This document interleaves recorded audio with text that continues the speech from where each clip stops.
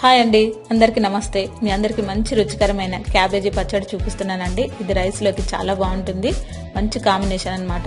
మీరు ఒకసారి ట్రై చేయండి, ఎంత బాగుంటుందో మీకే తెలుస్తుంది. ముందుగా క్యాబేజీని సన్నగా కట్ చేసి పెట్టేసుకోండి. మీరు ఎంత పచ్చడి కావాలంటే అంత క్యాబేజీ తెచ్చుకోవచ్చండి. దీంట్లోకి ఒక 7-8 పచ్చిమిర్చి తీసుకోండి. అలాగే కళాయి వేడి చేసి ఆయిల్ వేసుకొని దీంట్లో ధనియాలు, మినపప్పు, శనగపప్పు ఈ మూడింటిని కూడా కొంచెం ఫ్రై చేసుకోండి. ఫ్లేవర్ చాలా బాగుంటుంది. అలాగే కొన్ని ఆవాలు, అలాగే కొంచెం ఇంగు కూడా దీంట్లో వేసేసుకోండి. ఇవన్నీ మంచిగా ఫ్రై అవ్వాలండి, మాడకుండా జాగ్రత్తగా వేయించుకోండి. అలాగే దీంట్లో మీరు జీలకర్ర కూడా వేసుకొని కొద్దిగా ఫ్రై చేసుకోండి, చాలా బాగుంటుంది ఫ్లేవర్ అన్నది. ఇవన్నీ వేగిన తర్వాత ఓన్లీ వేయించుకున్న పప్పులు మాత్రమే సపరేట్ చేసి దాంట్లో ఉన్న ఆయిల్ని మనం మళ్ళీ పచ్చిమిర్చి వేయించుకోవడానికి అలాగే క్యాబేజీ వేయించుకోవడానికి కూడా ఉపయోగపడుతుందండి. ఈ రెండింటిని కూడా మీరు కొంచెం వాటర్ ఇంకేంత వరకు మూత పెట్టేసి అలా ఉంచేస్తే వాటర్ అంతా ఇనికిపోతుంది. ఇనికిపోయిన తర్వాత మళ్ళీ మనం అదే ఆయిల్లో కొద్దిగా ఫ్రై చేసుకోవచ్చు. అప్పుడు పచ్చివాసన అంతా కంప్లీట్గా పోతుందండి. ఇప్పుడు వాటర్ అంతా ఇనికిపోయింది.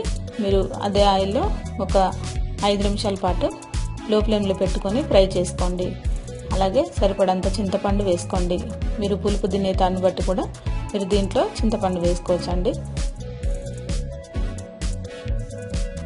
కొంచెం ఉడికిన తర్వాత చూసారు కదా, అడుగున కొంచెం మనకి ఫ్రై అవుతూ కనిపిస్తుంది కదా, ఈ టైంలో మీరు తీసేసి సపరేట్ పెట్టేసుకోండి.